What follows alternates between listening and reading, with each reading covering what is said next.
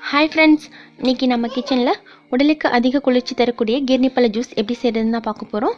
இது வந்து முலாம்பழம் ஜூஸ் அப்படின்னு சொல்லலாம். இது வரைக்கும் தமிழ் ஃபன் சேனலை சப்ஸ்கிரைப் பண்ணாத நண்பர்கள் சப்ஸ்கிரைப் பண்ணிக்கோங்க.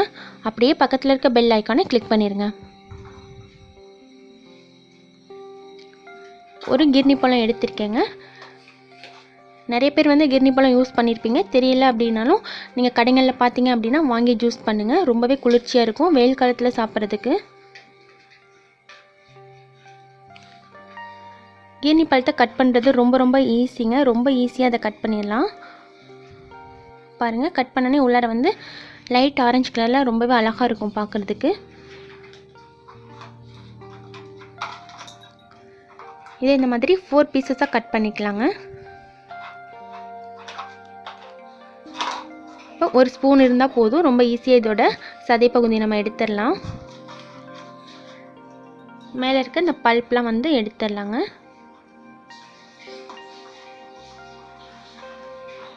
எடுத்துகிட்டு இந்த மாதிரி ஸ்பூன் வச்சு நம்ம சதை பகுதியை மட்டும் கட் பண்ணோம் அப்படின்னா ரொம்பவே ஈஸியாக வந்துடும்.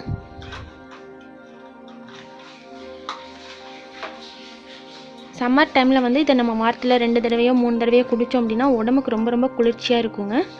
நம்ம கடையில் விற்கிற கெமிக்கல் கலந்த ஜூஸஸ்லாம் குடிக்கிறதுக்கு பதிலாக இந்த மாதிரி ஃப்ரெஷ்ஷான ஜூஸஸ் வீட்டிலே செஞ்சு நம்ம சாப்பிடும்போது உடலுக்கு ரொம்ப ஹெல்த்தியாக இருக்கும். பாருங்கள் எவ்வளோ ஈஸியாக எடுக்க வந்துச்சுன்னு பாருங்கள். இந்த மாதிரி நம்ம கட் பண்ணும்போது ரொம்ப ஈஸியாக இருக்கும் உங்களுக்கு. மேலே இருக்க தோல் வந்து நம்ம பீலர் வச்சு எடுக்காமல் இந்த மாதிரி ஸ்பூன் வச்சு எடுக்கும்போது ரொம்ப ஈஸியாக இருக்கும். இந்த மாதிரி எல்லா சதை பகுதிகளையும் எடுத்து வச்சுக்கோங்க. முலாம்பழம் ஜூஸ் பார்த்திங்கன்னா கடைகளெல்லாம் ரோட்டு சைடெலாம் வந்து விற்றுட்ருப்பாங்க. நம்ம வாங்கி சாப்பிட்ருப்போம். இது வந்து நம்ம வீட்டிலேயே ரொம்ப ஈஸியாக ப்ரிப்பேர் பண்ணலாங்க. அவ்வளோதான். இப்போ சதை பகுதியெலாம் கட் பண்ணி எடுத்தாச்சு. மிக்ஸி ஜாரில் சேர்த்துக்கலாம். ரொம்பவே சாஃப்டாக இருக்கும். ரொம்ப நைஸாக கட் பண்ணி சேர்க்கணுன்னு கூட அவசியம் இல்லைங்க.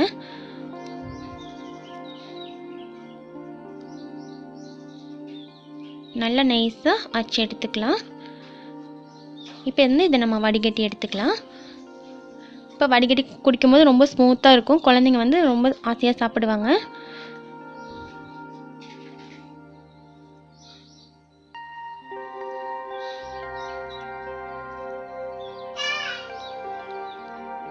இப்போ நம்ம வடிகட்டி எடுத்தாச்சுங்க. பாருங்கள் எவ்வளோ ஸ்மூத்தாக இருக்குன்னு. முலாம்பழம் ஜூஸ் வந்து நம்ம திக்காக செஞ்சு குடித்தோம் அப்படின்னா ரொம்ப டேஸ்டியாக இருக்கும். ரொம்ப தண்ணியாக இல்லாமல். இப்போ இது கூட 200 ml அளவுக்கு பால் சேர்த்துக்கிறேன். பால் சேர்த்துட்டு 4 டேபிள் ஸ்பூன் அளவுக்கு சர்க்கரை சேர்த்துக்கிறேன். சர்க்கரைக்கு பதிலாக நீங்கள் வெல்லம் கூட சேர்த்துக்கலாம். அதுவும் ரொம்பவே டேஸ்டியாக இருக்கும். பார்க்கும்போது கலரே பாருங்கள் ரொம்பவே அழகாக இருக்கும்.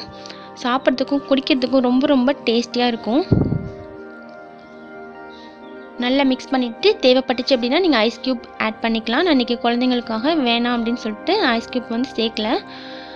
உங்களுக்கு சில்லுன்னு குடிக்கணும்னு ஆசையாக இருந்துச்சு அப்படின்னா நீங்கள் வந்து ஐஸ் க்யூப் சேர்த்துட்டு சர்வ் பண்ணுங்கள். அவ்வளோதான், முலாம்பழம் ஜூஸ் ரெடி ஆகிடுச்சு பாருங்கள். முலாம்பழம் வந்து நம்ம ஜூஸ் பண்ணாமல் கட் பண்ணிவிட்டு கூட அதில் வெல்லம் ஆட் பண்ணி குழந்தைங்களுக்கு கொடுக்கலாம். அதுவும் சாப்பிட்றதுக்கு ரொம்பவே சூப்பராக இருக்கும். இந்த வீடியோ உங்களுக்கு பிடிச்சிருந்துச்சுன்னா மறக்காமல் லைக் பண்ணி உங்கள் ஃப்ரெண்ட்ஸ்க்கும் ஷேர் பண்ணுங்கள். தேங்க்யூ.